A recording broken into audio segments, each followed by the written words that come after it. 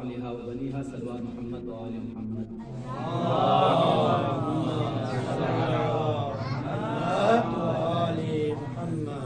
سامعین محترم، ایام عبادت ہیں. یہ ماہ مبارک رجب، شعبان، رمضان، اسی طرح ماہ ذیقعدہ اور ذی الحج، قرآن کی روح سے 4 مہینوں کو حرمت والے مہینوں میں شمار کیا گیا ہے، جس سے آیت مجیدہ کا میں نے آپ کی خدمت میں تلاوت کرنے کی شرف حاصل ہوا.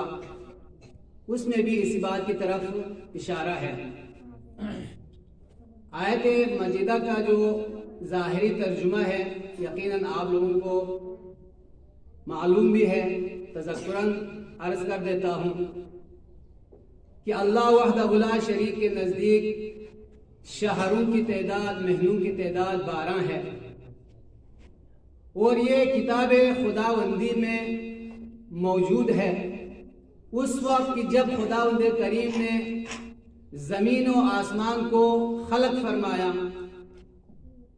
آگے ارشاد فرمایا منہا اربعۃ حرم، ان 12 میں سے 4 مہینے حرمت والے ہیں. ذالک الدین القیم، یہی پختہ ترین دین ہے، یہی مضبوط ترین دین ہے.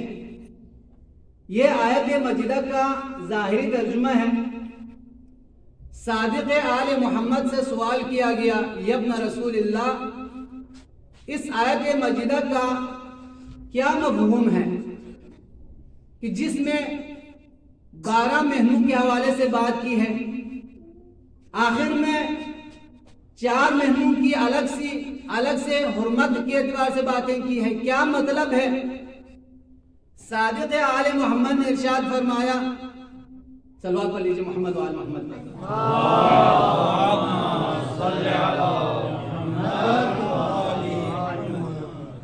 آپ جانتے ہیں قرآن کی تفسیر کئی جہات سے کی جاتی ہے. تفسیر القرآن بالقرآن، قرآن کی تفسیر قرآن کی باقی آیات کے ذریعے. تفسیر قرآن بالاحادیث، احادیث اور اقوال ائمہ کے ذریعے. تفسیر القرآن بالعقل، تفسیر القرآن عقل کے ذریعے. تفسیر القرآن بالرائے، تفسیر بالقرآن رائے کے ذریعے، جس کی قرآن میں بھی اہل بیت علیہ السلام نے بھی مذمت کی ہے. تفسیر القرآن بالاشارہ، تفسیر القرآن اشارے کے ذریعے. اشارے کے بارے میں مختلف نام آیا ہے. اشارہ یعنی قرآن کی تعریف، قرآن کی تشریح، قرآن کی تفسیر.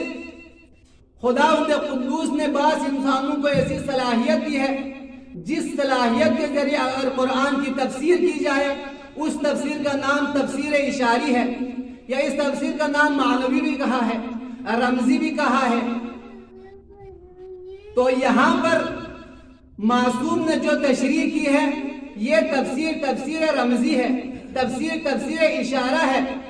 یعنی اس 12 کے ذریعے اللہ وحدہ لا شریک کس چیز کو بتلانا چاہ رہا ہے. معصوم نے جواب دیا، صلوات علی محمد وآل محمد پر.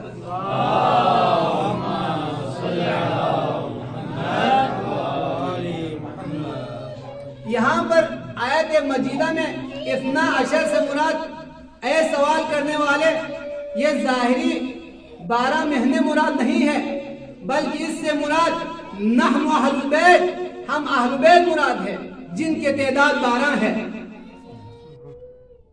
ہم اہل بیت ہیں جو قرآن کو سمجھ سکتے ہیں، ہم اہل بیت ہیں جو دین کو سمجھ سکتے ہیں، ہم اہل بیت ہیں جو حقائق کو تمہیں بتلا سکتے ہیں. یہاں پر 12 سے مراد امام چوس یعنی 12 ائمہ علیہ السلام ہے.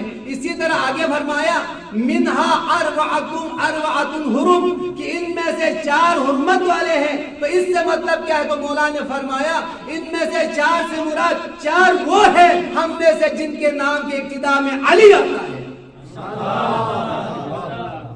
امیر المومنین ہو یا زین العابدین ہو یا امام رضا ہو یا میں خود ہوں، خود امام علی نقی نے اشارہ کرتے ہوئے فرمایا میرا نام بھی علی ہے، ہم اہل بیت ہیں، ہم وہ ہیں کہ جو قرآن کے مفسر ہیں۔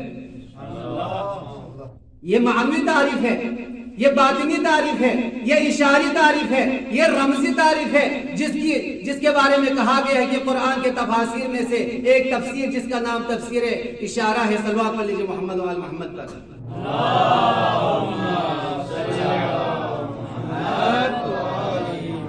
ماہ مبارک رجب جس کی بہت فضیلت ہے، احادیث میں روایت میں رجب جس کے بارے میں کہا گیا ہے جنت میں ایک نہر ہے جس نہر کا نام رجب ہے، اس نہر کی خصوصیت کیا ہے؟